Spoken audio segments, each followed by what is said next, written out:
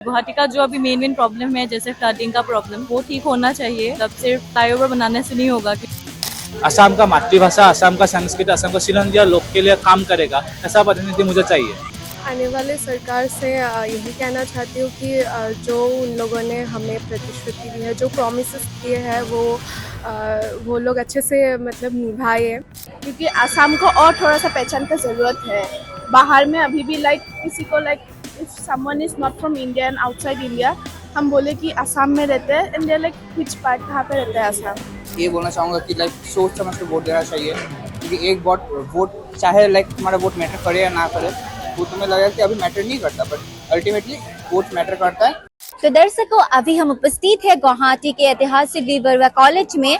फिर वही सवालों के साथ वो स्टूडेंट आने वाले सरकार से क्या चाहते हैं, किस तरह के जनप्रतिनिधि वो चाहते हैं, योजनाओं के बारे में, समकालीन राजनीति को लेकर उनकी क्या धारणाएं हैं, इसी सवालों के साथ आज हम वी बरुआ कॉलेज के स्टूडेंट के साथ बातें करेंगे। इलेक्शन आ रही है, तो आने वाले सरकार से आपकी क्या अपेक्षाएं है, किस तरह की जनप्रतिनिधि तुम चाहते हो? इतना ज्यादा कुछ नहीं है, पर गुवाहाटी का जो अभी मेन प्रॉब्लम है, जैसे फ्लडिंग का प्रॉब्लम, वो ठीक होना चाहिए। मतलब सिर्फ फ्लाईओवर बनाने से नहीं होगा, क्योंकि नीचे का प्रॉब्लम तो है, वो एक है।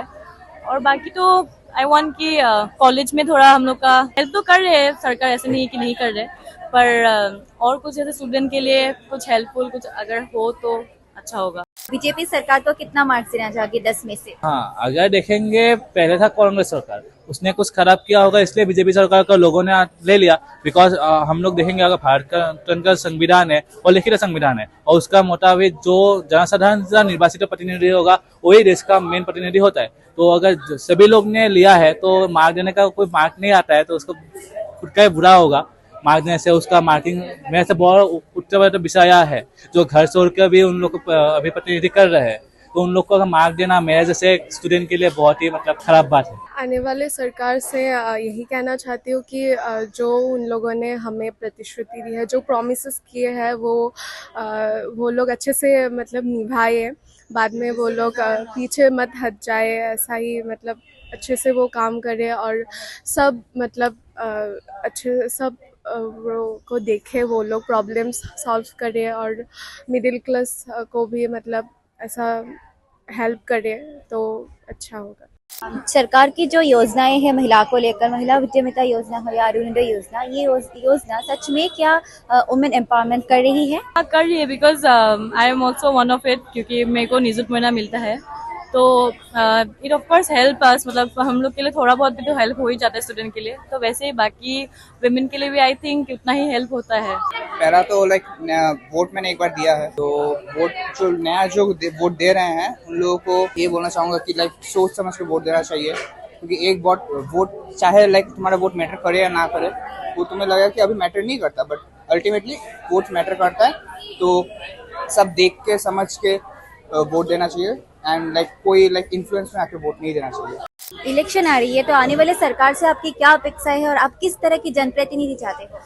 हाँ, जनप्रतिनिधि की तरफ से जैसे जो 2009 युवा प्रजन्म में है, उन लोग का जो शिक्षा मानदंड है उसको जो बढ़ा के ले जाएगा।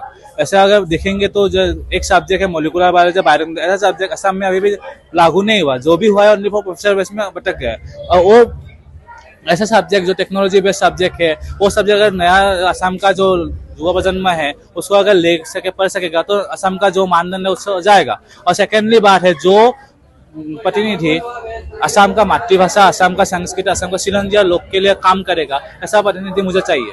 तो अगर मातृभाषा नहीं रहेगा, सिलंदिया नहीं रहेगा, असम नहीं रहेगा, और खिलंजिया मेन है, तो खिलंजिया को जो रक्षा करेगा, जो प्रतिनिधित्व करेगा, ऐसा प्रतिनिधि हम लोग को चाहिए।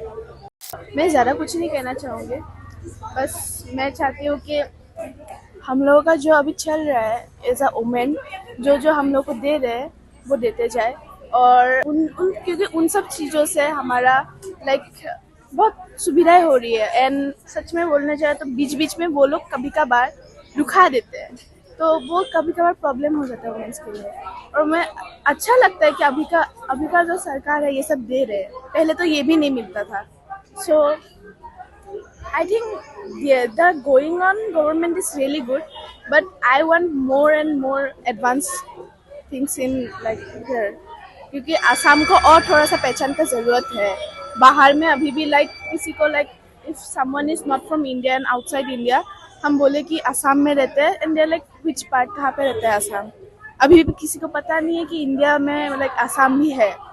सो असम को थोड़ा सा और ताकि उठाए, उसके लिए मतलब चाहती हूँ। सरकार से ये आशा है कि अभी रिसेंटली जो देख रहे हैं कंस्ट्रक्शन चल रहा है, इंफ्रास्ट्रक्चर बिल्डअप हो रहा है, it's good thing and bad thing is कि कंस्ट्रक्शन चल तो रहा है लेकिन उसमें बहुत डस्ट पोल्यूशन ये सब हो रहा है। We can like manage in that field की लाइक डस्ट एलर्जी, मैंने डस्ट एलर्जी नहीं, मेरे खुद का डस्ट का एलर्जी है, I can't go near that area. Ujan Bazar इस साइड में पहले हो रहा था कंस्ट्रक्शन, उधर नहीं जा सकता था पहले, लेकिन अभी बिल्ड हो चुका है तो अभी जा सकता हूँ। लेकिन ये चीज़ देखना चाहिए कि जाम होता है बहुत एंड डस्ट का बहुत प्रॉब्लम होता है।